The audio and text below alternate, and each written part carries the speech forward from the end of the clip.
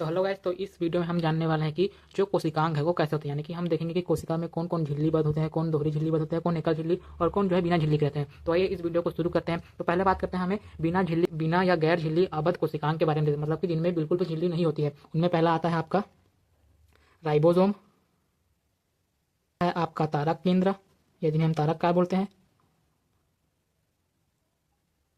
तीसरा है आपका केंद्रिका, जिन्हें हम न्यूक्लियस बोलते हैं। तीसरा है आपका केंद्रिका।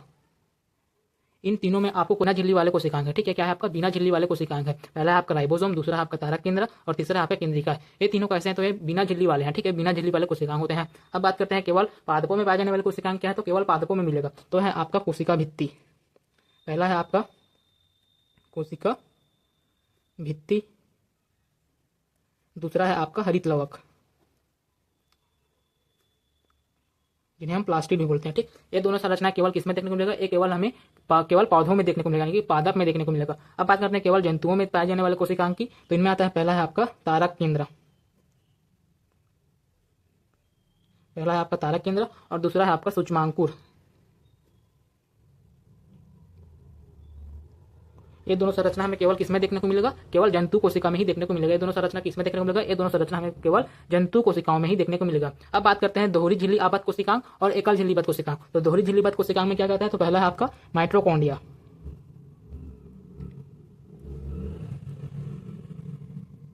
पहला है आपका माइटोकॉन्ड्रिया, दूसरा है आपका हरित लवक,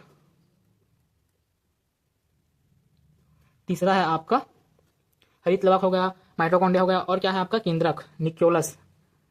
ये कैसा था आपका दोहरी झिल्लीबद्ध कोशिकांग है। ये तीनों कैसे है आपका दोहरी झिल्लीबद्ध कोशिकांग है। एक आपका माइटोकॉन्ड्रिया, एक है हरित लवक और एक है आपका केंद्रक। अब बात करते हैं एकल झिल्लीबद्ध कोशिकांग के बारे में। तो एकल झिल्लीबद्ध कोशिकांग में आपका हो गया पहला अंतःप्रदव्य जालिका, जिन्हें हम क्या बोलते हैं, आपका अंतःप्रदव्य जालिका, जिन्हें हम क्या बोलते हैं, एंडोप्लाज्मिक रेटिकुलम बोलते हैं, ठीक। इन्हें क्या बोलते हैं, अंतःप्रदव्य जालिका को एंडोप्लाज्मिक रेटिकुलम भी कहा जाता है, ठीक। इन्हें क्या बोला जाता है आपका ईआर, या जिसका फुल फॉर्म क्या होता है आपका एंडोप्लाज्मिक रेटिकुलम कहा जाता है। दूसरा है आपका गोल्गी काय, तीसरा है आपका लाइसोसोम, चौथा है आपका रिक्तिका, या जिन्हें हम फूड वैक्यूल्स बोल देते हैं, रिक्तिका हो गया, और पांचवा है आपका सूक्ष्मकाय।